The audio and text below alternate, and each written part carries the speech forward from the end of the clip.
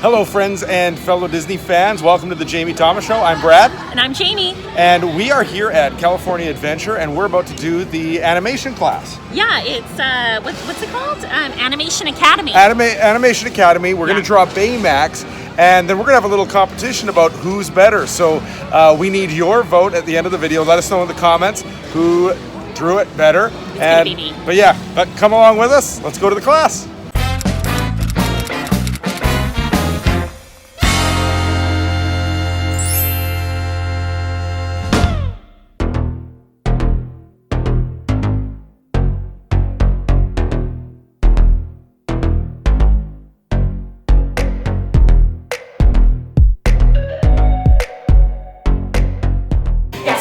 That's where we want to get out of. Bring it on. Just let one of us know. All right, you ready to have some fun? Yeah. Yes, everybody's in. I love it. All right, so here's my sheet of paper up on the screen. And to build Baymax, we are going to add in a circle about the size of an orange or a baseball. Now, I like to place this a little bit higher than the center of my paper, if that makes any sense. So if I know the center of my paper is like right here, I'm just going to go a little bit higher than that. I'm going to start building a circle about that tennis ball, baseball size, orange size, because this is going to be his chest. This is where we're going to add in that cool little port where he has that, you know, where you can interchange his discs and be a super cool, like, caregiving nurse robot. So I'm going to place a straight guideline down the center, because we need this to help us determine where everything else is going to go. It needs to be pretty level on his body here. Now for the second circle, this is going to help make a number 8 for his body. I go a little bit inside of my original circle, and I start off with this rainbow to try and get it a little bit wider than my original circle, because I just need to be a little bit bigger.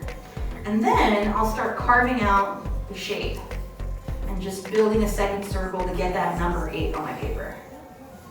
Once I have that number 8 on my paper, I need to turn his body into a solid form, because these two circles are not connecting really. They're sort of connecting here in the center, but we need the edges to connect. So I'm going to bring these diagonal lines and close off that open space, that gap in between my two circles. I'm actually going to go back in with the darker line and lock in the outline of this body form. I'm going to get this pear-like shape with darkening in my outline. And this is giving me a stronger line to connect his other parts of his body to, like his legs and his arms. I didn't really close it up at the top, because up at the top, we're going to give him his head, which is just going to be an oval. Right at the top there. It's a little lopsided, that's okay. Remember, manufacturing defect, it's fine. I'm gonna lock that in. We're gonna add in these little short legs, and we have that line splitting both legs in the center there.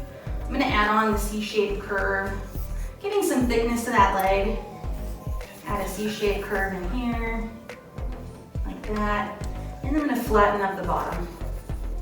I'll do the same thing on the other side and leave some space between the legs. A little bit of thickness, close it off. Now we want these legs slash feet to look like marshmallows. And the reason why I say leg slash feet is because that's pretty much what this is. He doesn't really have a separation of the foot and the leg like we do. So this entire shape creates that whole thing for him. And to make it look more like a marshmallow, you really just want to go back with your dark lines and round off the bottom corners.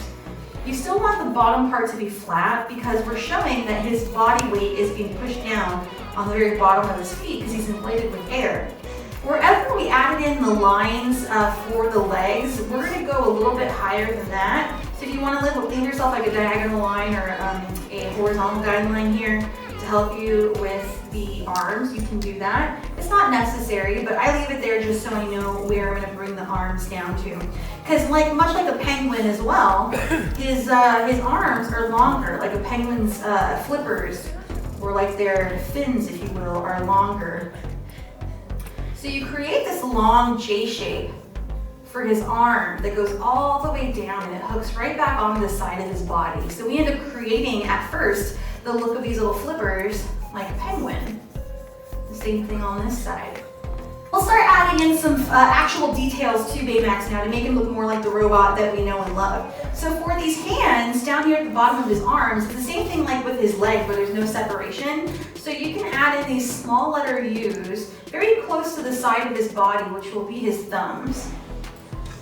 And then I extend out a longer letter U right off the edge of his arm here. So not super close to the thumb, but I leave some space between my shapes. The longer letter U is going to be his pointer finger or his index finger.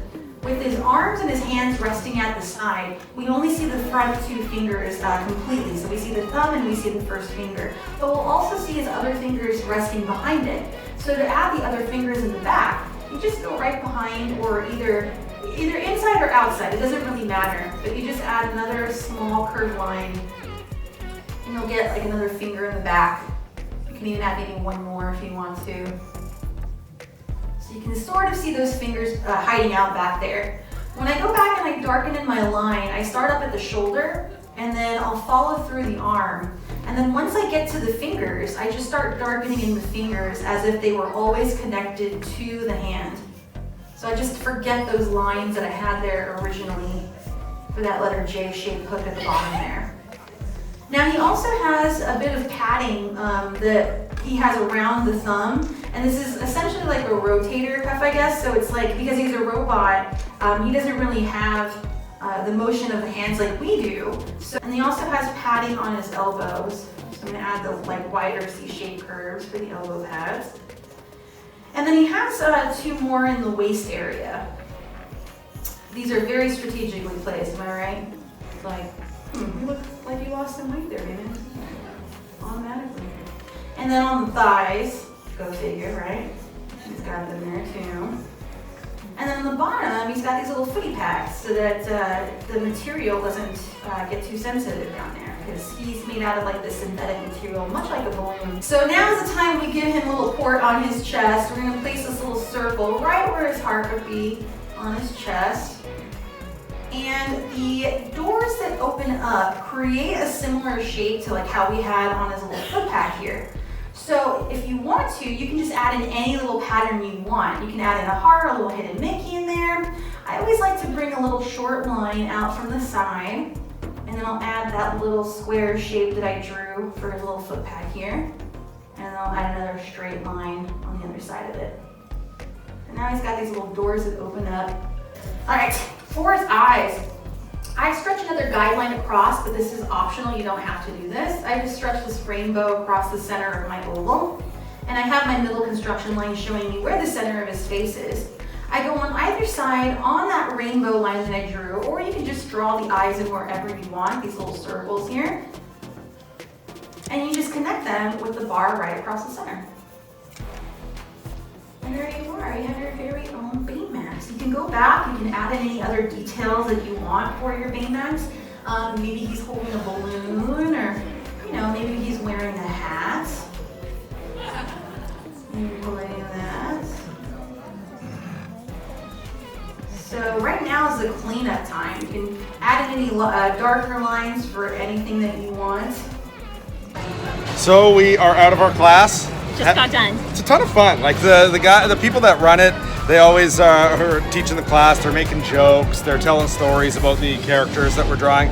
They have every half hour a different character. So if you're in this park, you got to do it. Yeah. But let's unveil our photos. Who drew it better? I think I did. No, I totally did. All right, let's see. So we got Brad's here. Good. It's great. It's not good. It's great. Then we have mine here. See, I put a little Disneyland pizzazz. Boy, did you ever. Okay. He's holding a balloon. Okay, so should we put them side by side? Yeah, let's put them side by side. Okay.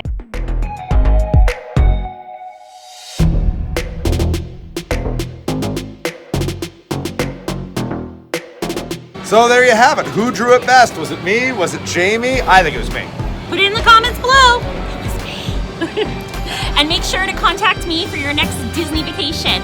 You can contact me through email, jamie@clickthemouse.ca, or you can contact me via the website, which is www.clickthemouse.ca/Jamie. Using my services is completely free when you book your Disney vacation with me. And I do everything from Disney Cruise, Disney World, Disneyland, where we're at, or Oleani and Adventures by Disney. So I look forward to helping you have the most magical vacation possible. Bye! Bye!